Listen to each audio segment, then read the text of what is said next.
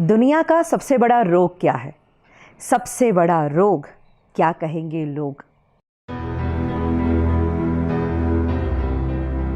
मुझे बहुत लोग मिलने आते हैं और मुझे ये कहते हैं कि मैम मैं कुछ करना चाहता हूँ, मैं आगे बढ़ना चाहता हूँ, पर मुझे सबने कहा कि तू नहीं कर सकता, तुझसे नहीं हो सकता, और इसीलिए शायद आज मैं डिप्रेस हो चुका हूँ। मुझे लगता है कि हम दो आवाज़ों के बीच में फंसे हुए हैं। एक है दुनिया की आवाज़ और दूसरी है दिल की आवाज़। और सुनना ही है तो सही में दिल की आवाज़ सुनना शुरू करो, क्योंकि दिल होता ज़रा लेफ्ट में है पर बोलता हमेशा राइट बात है। एक एग्जाम्पल मैं आपको देना चाहती हूँ कि मेरे हाथ में अगर एक 2000 रुपये का नोट हो और एक हाथ में 2 रुपये का सिक्का हो, और अगर दोनों मेरे हाथ से गिर जाए, मुझे बताइए आवाज़ कौन करेगा, नोट या सिक्का? ऑफ कोर्स सिक्का। चिल्लर ही आवाज़ किया करते हैं। जब वैल्यू बढ़ जाती है तो ऐसी आवाज़ें नहीं होती। दैट मीन्स आप कनेक्ट कर सकते हैं अपनी लाइफ में। जो लोग आपको बार बार नेगेटिव बोलते हैं, कोसते हैं, समझ लीजिएगा वो चिल्लर है। तुम्हें अपना वैल्यू बढ़ाना है। क्रिकेट का खेल चल रहा हो, प्लेयर्स खेल रहे हैं और ऑडियंस चीयर अप कर रही है, चिल्ला रही है, शायद कई बार ताने भी मारती है, सुनाती भी है, आवाज़ तो करती ही रहती है। कोई भी खेल में आवाज़ कौन करता है? प्लेयर्स आवाज़ करते हैं कि ऑडियंस आवाज़ करती है? ऑफ कोर्स ऑडियंस आवाज़ करती है। दैट मीन्स अगर आपकी ज़िंदगी में बहुत लोग आवाज़ करने लगे तो समझ लीजिएगा आप सच्चे खिलाड़ी हो और वो अभी भी ऑडियंस ही है। एंड जब आपके अंदर ये एटीट्यूड आ जाएगा ना, आपको कोई रोक ही नहीं सकता। तो आज मैं आपको यही कहना चाहती हूँ कि दिल की आवाज़ ज़रूर सुनो एंड ऑफ कोर्स एक एटीट्यूड अपनाओ जिसे हम कहते हैं नेवर गिव अप। ज़िंदगी में हार मानो ही नहीं। कितने सारे लोग हैं जिन्होंने इस एटीट्यूड को अपनाया और अपनी लाइफ को चेंज कर दिया। सबसे बड़ा एग्जाम्पल है अब्राहम लिंकन। दोस्तों, उनकी ज़िंदगी से इतना इंस्पिरेशन मिलता है कि जो बंदा गरीबी में जन्म लेता है, इतनी तकलीफ़ें भुगतता है, इतनी हद तक वो डिप्रेशन में चले गए थे कि कुछ समय तो उनके जीवन का ऐसा बीता कि अगर कहीं चाकू छुरियाँ हैं तो वो वहाँ से चले जाते थे, क्योंकि उनको ये डर था कि कभी मैं वो चाकू उठा के अपने आप को मार न दूँ। इस टाइप के डिप्रेशन में चले गए। उसके बाद बिजनेस में फेलियर के बाद जब वो पॉलिटिक्स में आए, वहाँ पे भी क्या हुआ? Continuously failures.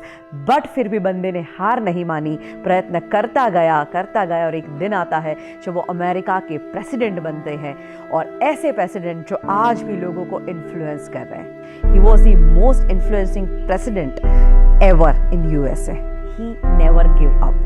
तो आप क्यों गिव अप करते हैं? थॉमस अल्वा एडिसन, मुझे लगता है सैल्यूट है इस बंदे को, क्योंकि उस बंदे के अंदर जो भावना थी कभी हार न मानने की, प्रयत्न करने की।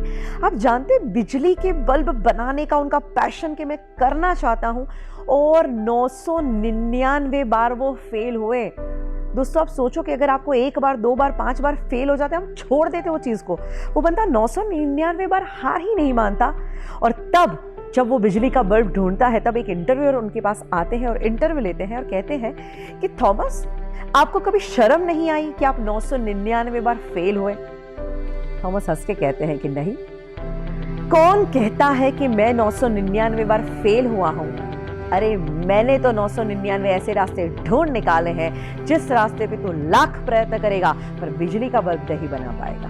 हमारे ex president doctor APJ Abdul Kalam, उनकी ज़िंदगी में से भी बहुत कुछ सीखने जैसी बातें हैं।